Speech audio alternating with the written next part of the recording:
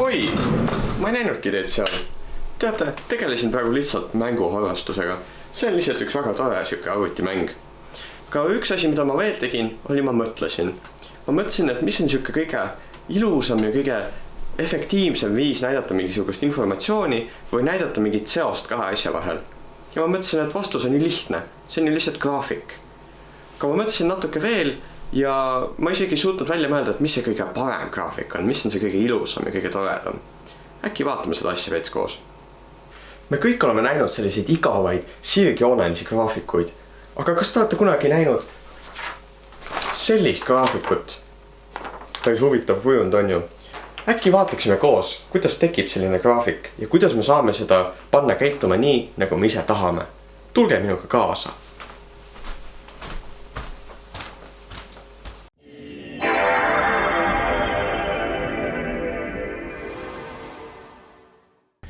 Nii, ehk me oleme nüüd siis jõudnud siia nii-öelda tahvli taha ja me võime hakata siis vaatama neid vingeid graafikuid siin. Ma mõtlen, et alustaksime siis väga lihtsa graafikuga. Et tundub siin, et on näha, et kui X muutub 1 võrra, siis Y muutub 2 võrra, et siin on nagu X koordinaat 1 ja siin on Y koordinaat 2, et me saame suht kindlalt öelda, et tegemist on funktsiooni Y võrdub 2X graafikuga. Et ja umbes niimoodi, ja täpselt niimoodi lähebki edasi see graafik. Ehk siis kui me liigume siin X teljel 2 võrra edasi, siis samamoodi Y teljel muutub väärtus 4 korda või 4 võrra. Et see on siin siukene väga lihtne graafik, aga tekib küsimus, et kuidas me saaks seda 2X graafikut siin natuke vasakule, paremale või ülesse alla liigutada, et see vastaks mingisugusele teisele väärtusele. Et kasutaksime praegu selliseid piltlikuid näiteid, et oletame, et sa lähed õunu korjama ja see X-telg näitab siis mitu päeva sa oled õunu korjanud. Ütleme nii, et sa alustad 2 õunaga, ehk siis kui sa oled 0 päeva korjanud, siis sul on 2 õuna, aga iga päev, kui sa korjad õunu, siis sa saad 1 õuna juurde. Et kui X-teljel liigume 1 võrra edasi, siis Y-väärtus muutub samuti 1 võrra. Ehk me saame siis koordinaadi näiteks, et 1, 3. Et kui me tahaksime välja selgitada, et missugune näeks välja või missugune oleks selle graafiku funktsioon, kui me tahaksime edasi joonistada seda graafikut nende andmetega, mis meil juba on. Et näiteks kui ma tahaksin välja selgitada, et mitu õuna mul oleks, kui ma korjaksin 6 päeva. Mida ma esimesena võiksin teha, on välja selgitada, et kui ma X-iga liigun 1 võrra edasi, siis kui palju muutub Y. Et nagu me just nägime, et X-teljel 1 võrra edasi liikudes, et 0-lt 1 peale, siis Y-teljel muutub väärtus ka 1 võrra. Ehk me saame öelda, et siin on X-i kordajaks on lihtsalt 1X ja seda ühte ei pea isegi kirjutama siia, kuna see on lihtsalt ühega korrutamine, see ei tee midagi. Teine asi, mida võiks selgeks teha, on, et kui X on 0, siis praegu oleks selle funktsiooniga oleks Y samuti 0. Aga me näeme, et kui nii-öelda 0-ndal päeval on meil 2 õuna, siis ei saa ju nii olla. Et me peame sellega arvestama ja kuidas me teeme seda, on see, et me lisame lihtsalt siia 2. Y võrdub X pluss 2, et siukene väga lihtne näide graafikust. Ja kui me üritaksime seda graafikut siin joonestada siin graafiku kalkulaatoris, siis me näeksime, et tõesti Y võrdub X pluss 2 tekitab umbes samasuguse graafiku, nagu me siia just tegime. Üks teine näide, üks asi, mida võiks vaadata, ma tean, et mul endal olid mõned probleemid sellest arusaamisega, aga ma arvan, et see on umbes sama oluline teada või vähemalt korrata praegu, on, et see nähtus, et kui me kasutame seda sama õunade näidet, siis kujutame ette, et me alustame nüüd hoopis 0-st õunast, et meie esimene see Y-koordinaat on 0, aga me hakkame alles õunu korjama teisel päeval.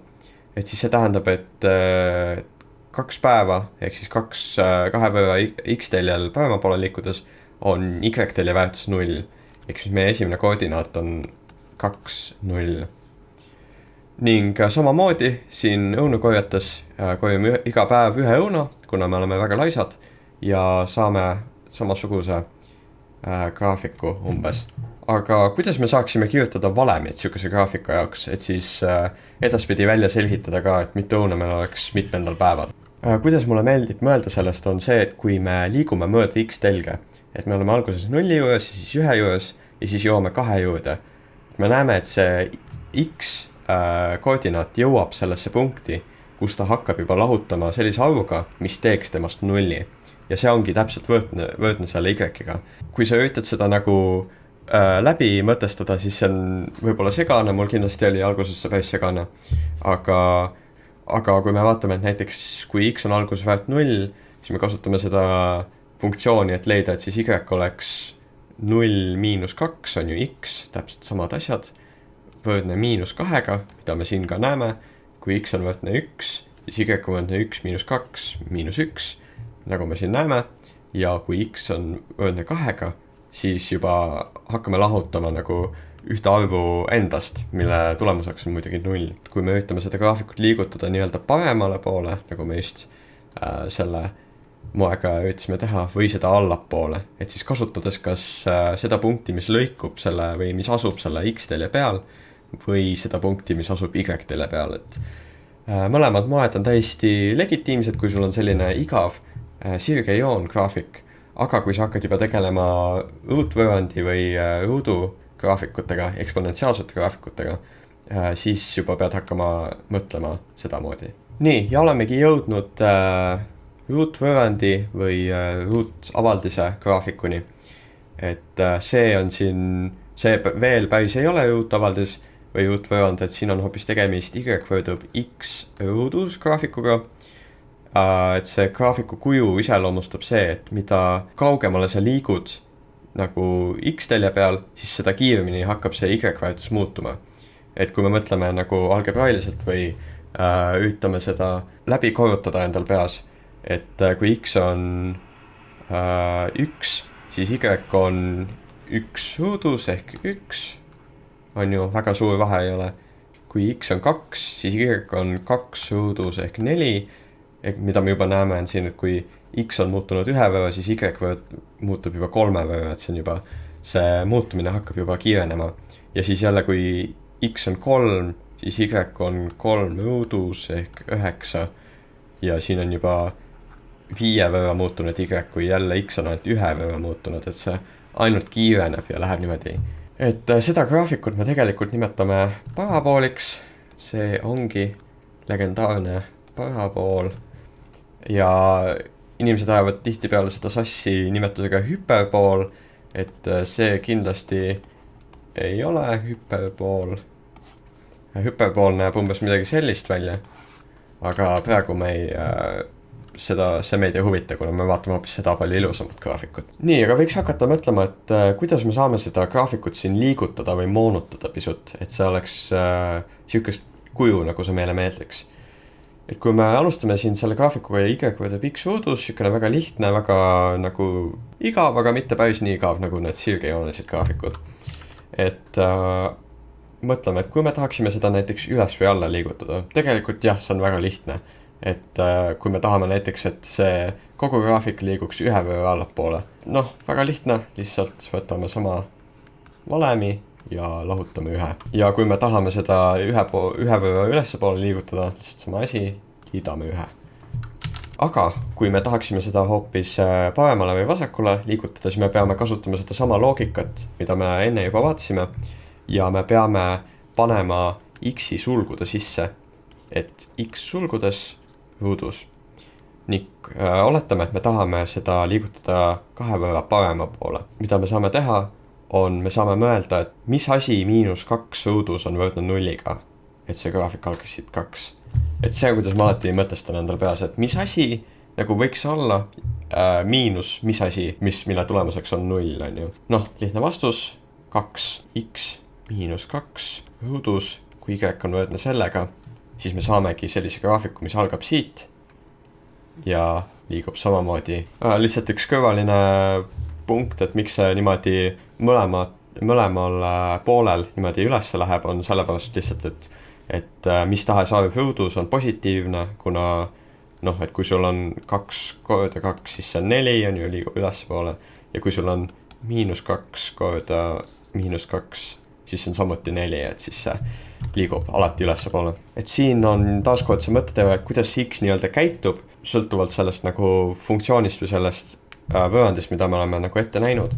Et siin, kui me näeme, et et tegemist on täpselt samasuguse graafikuga nagu võrdub X uudus, ainult on muudetud X-i käitumist kahe võrra, mida me võime siit välja lugeda, et kui X on 2, siis see käitub nagu 2 miinus 2 ehk 0 ja seda me võtame lihtsalt ruutu ja siis me saame Y-i välja seletada. Et näiteks kui X on 3, on ju siin osaks 3, siis see X käitub siin nagu 3 miinus 2 võrdub 1, nagu see käituks selle võrrandiga. Ja me võtame ühe ruutu ja me saame lihtsalt 1. Et samamoodi, et selle võrrandi järgi, et kui X on näiteks 4, siis X tegelikult või see Y tegelikult käitub X-i suhtes, nagu see X oleks 4, siit tuletame, et 4 miinus 2 võrdub 2. Ja seda teades kasutame seda funktsiooni, et leida, et Y võrdub 2 ruut ehk 4. Ja tõesti, et ma olen siin tõesti väga koleda graafiku joonistanud, aga me näeme, et kui X muutub 2 võrra, siis Y muutubki 4 võrra. Ja lõpuks, kui me tahaksime kõik need asjad kokku panna, mida me oleme vaadanud, et me tahaksime seda muuta paremale, vasakule, üles, alla, noh, päris kõik korraga ei saa, aga näiteks vasakule alla korraga, mida me saaksime teha on, et võtame taaskord algse valemi Y võrdub 2X-i või X ruutu ja oletame, et me tahame seda liigutada 2 võrra vasakule ja 1 võrra üles ja me üritaksime kirjeldada sellist valemit, mis annaks meile tõesti selle graafiku. Siis me esimese asjana vaatame, et kui me liigutame selle 2 võrra vasakule, siis see nii-öelda alguspunkt oleks -2. Siis me võiksime mõelda, et 0 miinus, mis asi annab meile -2. No, et kujutame ette, et see X on siin 0 praegu. X miinus, mis asi? X miinus -2 on ju. Aga X miinus -2 on X pluss 2. Ja siis me võtame selle kõige ruutu, et teha selle sarnase kujuga graafiku nagu enne. Ja siis kui me tahame veel selle 1 võrra üles liigutada, siis me lihtsalt liidame 1 siia otsa. Igaks juhuks võime üle kontrollida siin ka, et mis meil oli, et X pluss 2 ruudus pluss 1 ja näeme, et saimegi samasuguse graafiku. Nii, ja viimane asi, mida me võiksime koos läbi vaadata, on ruutvõrrandi graafik. Et siin on näitena toodud mul Y võrdub X ruut pluss 4X. Põhjus, miks ma olen selle vaba liikme, nagu me rääkisime eelmises videos välja jätnud, on see, et ruutvõrrandi graafikul vaba liige käitub samamoodi nagu see lihtsalt mingi pluss-miinus 1, nagu me enne vaatasime.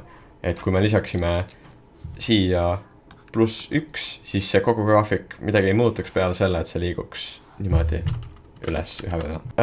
Aga mis on selle graafiku puhul oluline, on just see pluss 4x osa, et see on, mis eristab selle lihtsalt tavalisest eksponentsiaalsest graafikust, et kus Y võrdub X ruut, just nagu me enne vaatasime. Et kui me tahaksime et üritame seda lahti pakkida niimoodi, et tegurdame seda avaldust siin. Et kui me kirjutame selle ümber niimoodi, et Y võrdub X korda sulgudes ja siis need mõlemad asjad jagatud X-iga, ehk siis X pluss 4, siis me näeme midagi huvitavat. Me näeme, et Y on võrdne 0-ga kahes osas, et need punktid on siin ilusti meile esile toodud. Et Y on võrdne 0-ga, kui X on 0, mis on siin loogiline, sest kui X on 0, siis sa korrutad mingit suvalist asja siin 0-ga ja saad lihtsalt 0. Ja teisel juhul siis, kui X on võrdne -4-ga, mis tuleb siit välja niimoodi, et kui sa võtad -4, et mis asi pluss 4 on 0, noh, ongi -4. -4 pluss 4 on 0 ja korrutad mis tahes asjaga 0-ga, saad 0. Ehk siis me oleme praegu välja selgitanud, et mis on need 2 kohta, kus Y on võrdne 0-ga, aga kuidas me välja seletame, et missugune punkt see siin on, et see graafiku tipp nii-öelda. Üks asi, mida me teame kindla peale, on see, et parabool on sümmeetriline. Et mida see tähendab, et kui me hakkame siin tipu poolt liikuma nii vasakule või paremale, et X-i mõttes, et siis Y muutub täpselt samamoodi, et kui ma liigun siin X-iga 1 võrra vasakule, siis Y muutub 1 võrra ja siin samamoodi X-iga liikudes 1 võrra parema poole, muutub Y ka 1 võrra. Et see on täpselt samasugune.